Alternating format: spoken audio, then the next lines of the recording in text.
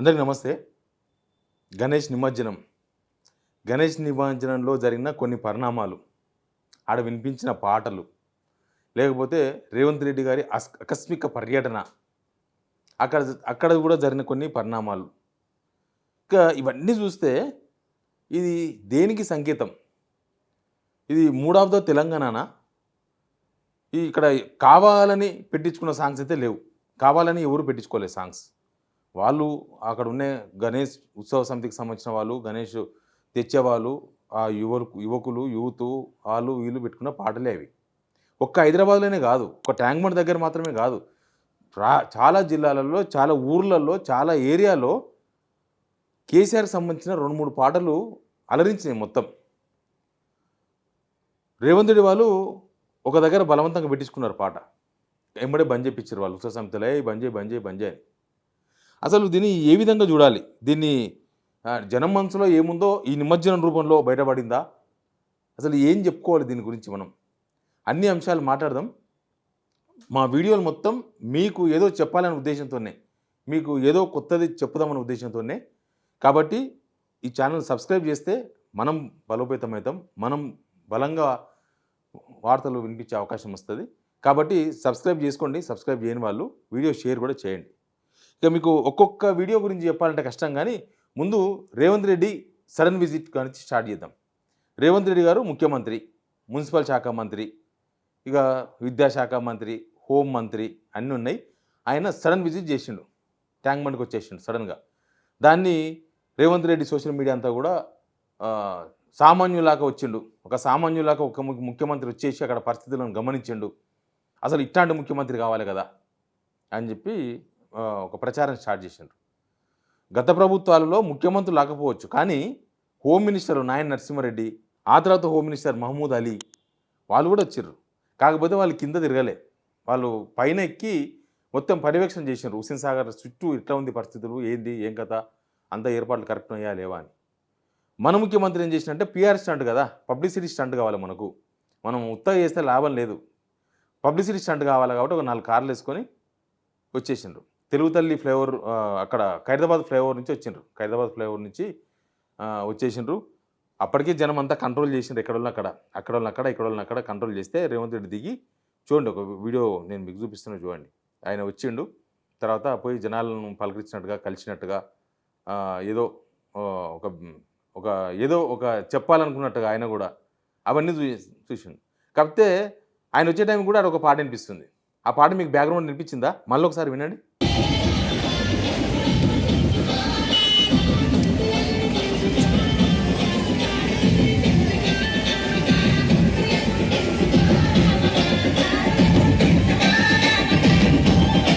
గులాబీ జెండాలే రామలక్క ఉంటుంది కదా పాట ఒకటి, ఆ పాట వినిపిస్తుంది. రేవంత్ రెడ్డి వచ్చే టైం కూడా ట్యాంక్ బండ్ పైన ఆ పాట, ఆ తెలుగు తల్లి ఫ్లైఓవర్ కాడ మొత్తం ఏడు చూసినా ఆ 3 పాటలు ఉన్నాయి. దేకిలెంగి అనే ఒక పాట, ఇదొక పాట, మళ్ళీ కేసీఆర్ రమ్మంటున్నారు ఊర్లో అని, ఇట్లాంటి 3 రకాల పాటలు అరేంజ్ చేసినాయి.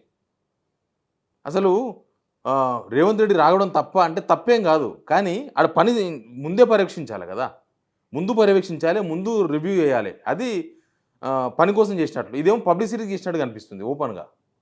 ఇక్కడ కూడా అవగాహన లేదా అనిపించింది. ఓవెల్ నిమజ్జనం జరుగుతున్న టైంలో ఒక హోంమంత్రిగా దాన్ని చూడాలి, పర్యవేక్షించాలనుకున్నప్పుడు, ప్రత్యక్షంగా చూడాలనుకున్నప్పుడు ఏరియల్ వ్యూ ద్వారా చూస్తారు. ఎందుకంటే ఎవరికి డిస్టర్బ్ అవ్వద్దు. ఇప్పుడు ఆయన రావడం వల్ల ఆడ పోలీస్ ఆఫీసర్స్ మొత్తం అక్కడిని గ్యాదర్ అయిపోయినరా, పోలీసు వాళ్ళు మొత్తం జనాలందరినీ కొద్దిసేపు స్ట్రక్ చేసిండ్రా, అక్కడిక్కడ ఆపేసిండ్రా. ఆడ ఒక 15-20 నిమిషాలు అయితే ఒక డిస్టర్బెన్స్ వాతావరణం కనిపించింది కదా. ఆయన వస్తున్నాడని చెప్పి అక్కడి నుంచి ఆ రోడ్లోకి వచ్చే వినాయక విగ్రహాలన్నీ ఆపేసిండ్రు అక్కడనే. ఎందుకంటే జనాలంటే జరపనికి వస్తుంది, కానీ వినాయక విగ్రహాలు ట్రాక్టర్లను లేకపోతే లారీలు వచ్చిన తర్వాత వాటిని తీసి ఫుట్పాత్ మీద పెట్టలేం కదా. కాబట్టి ఒక 15 నిమిషాలు 20 నిమిషాలు వాటన్నిటిని అక్కడనే తెలుగు తల్లి ఫ్లైఓవర్ దగ్గర, ఇక్కడి నుంచి వచ్చేవి అక్కడనే ఖైరదాబాద్ దగ్గర ఆపేసిండ్రు. ఇది డిస్టర్బెన్స్ ఆఫ్ ఇండియానే కదా.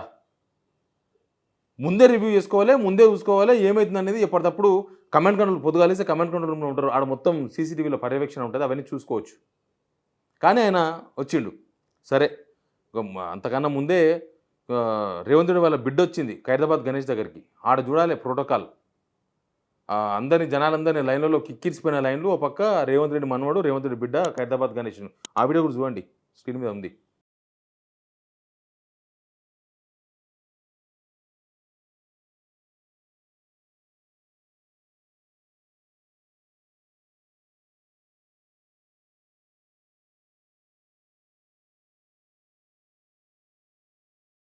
చెప్పడానికి క్లియర్‌గా అర్థమవుతుంది. ఆయన చాలాసార్లు ట్రాఫిక్ ఆగి ఆపొద్దు నేను పోతుంటా అన్నాడు. ఎన్నిసార్లు తిట్టుకున్నారు జనం. ఏందా ఆయన పొద్దుగాల లేస్తే ఈ లొల్లని. సరే అవన్నీ పక్కన పెడితే, ఇప్పుడు మూడ్ ఆఫ్ ద తెలంగాణ దీని ద్వారా బయటపడిందా అనేది ఒక అంశం. ఎందుకు మూడ్ ఆఫ్ ద తెలంగాణ అంటున్నామంటే, సరే జనాలు అసంతృప్తితో ఉన్నారు. ఈ పరిపాలన మీద మార్కులు ఏంటంటే అసలు 0 మార్కులు వేసే తెలంగాణ ప్రజలు చాలామంది ఉన్నారు. రేవంత్ రెడ్డి పరిపాలన ఇట్లా ఇంత దరిద్రంగా ఉంటదనుకుంటే మేము ఓటే వేయకుంటామని చెప్పేవాళ్ళున్నారు. బూతులు తిట్టేవాళ్ళున్నారు. కాంగ్రెస్ వర్కర్సే అసంతృప్తితో ఉన్నారు. దీన్ని ఎట్లా భరించాలి ఇన్ని సంవత్సరాలు, ఇంకా 3 సంవత్సరాలు ఎట్లా భరించాలి ఈ గవర్నమెంట్ అనుకునే వాళ్ళున్నారు. ఇంక తప్పదు ఏం చేస్తామని సర్దుకుపోయేటోళ్ళున్నారు. ఇట్లా అన్ని రకాల జనం ఉన్నారు. మరి ఇప్పుడు ఇది చూసిన తర్వాత ఇది మూడ్ ఆఫ్ ద తెలంగాణ అని అనుకోవాలా? ఇప్పుడు కొంతమంది అంటున్నారు ఏమన్నా ఎక్కువ రోజులు పట్టలేదు కేసీఆర్‌ను దలుచుకొని ఆయన్నే రావాలి మళ్ళీ అని జనాలు గొంతెత్తి చెప్పడానికి ట్యాంక్ బండు, పరిసర ప్రాంతాలు, అక్కడక్కడ జిల్లా కేంద్రాలు, అక్కడక్కడ పల్లెటూర్లు ఈ నిమజ్జన కార్యక్రమంలో చోటు చేసుకున్న వ్యవహారాలే ఒక ఉదాహరణగా చూడొచ్చా? ఇవి మామూలుగా సర్వేలు అంటే ఇంటెలిజెన్స్ సర్వేలు చేస్తారు. కాంగ్రెస్ వాళ్ళైతే ఆ సునీల్ కనుగోలుతో డబ్బులు ఇచ్చి ₹1,00,00,000 ఖర్చు పెట్టి సర్వే చేపిస్తారు. తర్వాత ప్రైవేట్ ఇంకా పార్టీకి సంబంధం లేకుండా ఇంకా ప్రైవేటులతో కూడా సర్వేలు చేపిస్తారు. ఇప్పుడు ఏ సర్వేలతో సంబంధం లేకుండా ఇక్కడ ఎవరు సర్వేలు చేపిస్తే ఎంతమందితో సర్వే చేపిస్తారు? కాన్స్టిట్యున్సీకో 3,000, కాన్స్టిట్యున్సీకో 4,000. కానీ ఇక్కడ లక్షల మంది ఇది పొలిటికల్ సర్వే కూడా కాదు. అక్కడన్నా పొలిటికల్ మోటివ్ కనిపిస్తుంది సర్వేలో. పోతే వాళ్ళు ఏ పార్టీలో అని భయపడి కొంచెం అటు ఇటు చెప్తారు ఎవరిని అడిగితే, ప్రత్యేకంగా పోయి అడిగితే. కానీ ఇక్కడ జనాల మనసులో ఏముందో అది ఆవిష్కృతమైందా ఈ నిమజ్జన కార్యక్రమంలో? ఈ నిమజ్జనం ద్వారా తెలంగాణ ప్రజలు అదే చెప్పదలుచుకున్నారా? ఇది మూడ్ ఆఫ్ తెలంగాణగా ఎందుకు చూడకూడదు? నిజంగా కూడా మూడ్ ఆఫ్ తెలంగాణ. అసలు రేవంత్ రెడ్డి వచ్చింది ఎందుకు అని అంటే ఆయన ఏదో పబ్లిసిటీ అంటే కంపల్సరీ ఉంటుంది. కానీ కనీసం అక్కడ పోలీసు వాళ్ళని కంట్రోల్ చేయనికనో లేకపోతే ఆల్రెడీ డీజేలు బంద్ చేయించారు. డీజేలు ఈ ఫస్ట్ ఒక 3 days అప్పుడు ఏం బంద్ చేపియాలి. 5th డే అప్పుడు స్టార్ట్ అయింది ఈ గోలంతా. 5th డే అప్పటి నుంచి ఈ డీజేలు బంద్. హుస్సేన్ సాగర్కి వచ్చేవాళ్ళు చాలా దూరంలోనే ఈ డీజేలు మొత్తం ఆపేపించి లోపలికి పంపించే కొత్త కార్యక్రమం, కొత్త నిబంధన, అది కొత్త రూల్. అంతకుముందు నిమజ్జనం చేసే క్రేన్ వరకు తీసుకుపోతుండే డీజేలు. ఇప్పుడు ట్యాంక్ బండ్ అవతలనే, ఇవతల పక్క వస్తే ఇవతలనే చాలా దూరంలో ఒక 300-400 మీటర్ల దూరంలో ఈ డీజేలు అవన్నీ కూడా ఆపేస్తున్నారు. పోలీసు వాళ్ళు వాటిని బంద్ చేపిస్తున్నారు. సౌండ్ తక్కువ చేపిస్తున్నారు. నిన్న ఖైరతాబాద్ గణేష్ దగ్గర ఫస్ట్ టైం ఒక పొలిటికల్ సాంగ్ వినిపించిందంటే వాళ్ళు ఏమైనా ప్రేమగా పెట్టిరేమో అనుకున్నాం. ఒకసారి ఆ వీడియో చూడండి.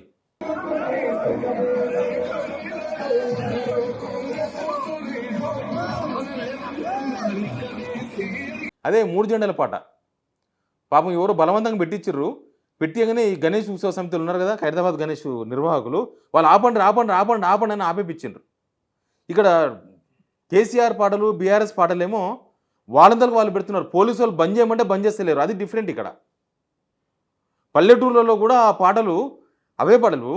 తెలంగాణ ప్రజలు డ్యాన్సులు చేయాలంటే, తెలంగాణ ప్రజలకు కిక్ ఎక్కాలంటే, తెలంగాణ ప్రజలకు మాస్ సాంగులు కావాలంటే మన తెలంగాణ భాషల, మన తెలంగాణ జానపద కళాకారులు, మన తెలంగాణ ఈ ఫోక్ సాంగులు రాసేవాళ్ళు, సింగర్సు, ఎన్ని పాటలు నాకు తెలిసి లక్షల పాటలు ఉంటాయి తెలంగాణ. గణపతి మీదనే వేల పాటలు ఉంటాయి. మనోళ్ళు వాడినాయి, మన తెలంగాణ వాళ్ళు వాడినాయి, మన భాషల మన రితంలో వాడినోళ్ళు. ఆ పాటలు వేసుకుంటలేరు జనం. ఆ పాటలు అసలు వేసుకుంటలేరు. ఇవే పాటలు. బహుశా వాళ్ళు చెప్పదలుచుకున్నది ఇట్లా చెప్పిర్రా, తెలంగాణలో ఏం కోరుకుంటున్నారు తెలంగాణ ప్రజలు, వాళ్ళు ఏం కావాలని కోరుకుంటున్నారు, ఇది రేవంత్ రెడ్డి పరిపాలన మీద నిరసనగా చూడొచ్చా? ఆనందం మనం అంతే చేస్తాం. మనది అట్లే ఉంటుంది. మన నిరసన డిఫరెంట్గా ఉండదు. అందరూ నిరసన తెలపాలంటే బట్టలు ఇచ్చేసి తిరుగుతారేమో అర్ధనగ్న ప్రదర్శన అని. నిరసన తెలపాలంటే అందరూ ఇంకేదైనా చేస్తారేమో. మనం అట్లా చెయ్యం. మనం చాలా తమాషాగా చేస్తాం. తెలంగాణ ఇది మనం చూడలే. మనం వంట వార్పు చేస్తాం. రోడ్ల మీద అటుకెళ్ళిపోతాం. అందరికీ కడుపు నిండా అన్నం పెడతాం వంట వార్పు చేసి. మనం అంబేద్కర్కు వినతి పత్రాలు ఇస్తాం. మనం పూలు చెవులో పెట్టుకొని నిరసన తెలుపుతాం. ఎవరికి ప్రమాదం లేని నిరసన అన్నది. అందుకే తెలంగాణ శాంతియుతంగా తెలంగాణ సాధించడం. ఇప్పుడు ఆ నిరసన గట్ల ఇది కూడా ఎవరికి ఇబ్బంది లేని ఒక ఉత్సవంలో వాళ్ళ మనసులో ఉన్న విషయాన్ని బయటికి చెప్పడం. దీన్ని ఎవరు ఏ విధంగా అర్థం చేసుకుంటారో నాకు తెలియదు. కానీ పొలిటికల్ లాంగ్వేజ్లో చూస్తే ఇది ఖచ్చితంగా ఒక mood of the Telangana mood of Telangana. తెలంగాణలో ఏ మూడు నడుస్తుంది? తెలంగాణ ప్రజలు ఏమనుకుంటున్నారో ఇట్లా చెప్పిండ్రేమో అనిపిస్తుంది. మీరేమనుకుంటున్నారో కూడా మీరు కామెంట్ రూపంలో చెప్పండి. నిజంగానే ఎందుకంటే ప్రతి ఊర్లో ఇష్యూలే గదా! యూరియా గొడవలున్నాయి. ప్రతి వర్గానికి ఒక గొడవ ఉంది. ప్రైవేట్ ఉద్యోగులకు ఒక గొడవ, గవర్నమెంట్ ఉద్యోగులకు ఒక గొడవ, విద్యార్థులకు ఫీజు రియంబర్స్‌మెంటు, మహిళలకు ఒకటి, ముసలోళ్ళకు రూ. 4,000 పెన్షను, వికలాంగులకు రూ. 6,000 pension. Not only pensions. Pensions అంటే ఆర్థికంగా ముడిపడిన అంశాలు. కానీ పబ్లిక్ ఇష్యూస్ కూడా వానలు గుంతలు పడితే ఆ గుంతలు కూడా ఊడవలేని సిట్యుయేషన్‌లో గవర్నమెంట్ ఉంది. కనీసం ఊర్లలో ఊడ్చేతోళ్ళు లేరు. రోడ్లు ఊడ్చేవాళ్ళు లేరు. వానకు మొత్తం ఖరాబ్ అయిపోయినాయి. మరి ఇవన్నీ చూస్తే ఈ గవర్నమెంట్ మీద జనం ఎంత తీవ్ర అసంతృప్తిగా ఉన్నారో చాలా సర్వేలు చెప్పినాయి. రేవంత్ రెడ్డి వాళ్ళు చేసిన సర్వేలో చెప్పినాయి. బీఆర్ఎస్‌లు చేసుకున్న సర్వేలో చెప్పినాయి. ఇంటెలిజెన్స్ సర్వేలో చెప్పినాయి. న్యూట్రల్ చేసిన సర్వేలో చెప్పినాయి. రకరకాల సర్వేలు చెప్పినాయి ఇక్కడున్న గవర్నమెంట్ పైన జనాల అభిప్రాయం. కానీ ఇప్పుడు దీన్ని కూడా ఆ విధంగానే చూడాలనా? ఇది ఒక మూడ్ ఆఫ్ ద తెలంగాణనేనా? Please subscribe signal TV.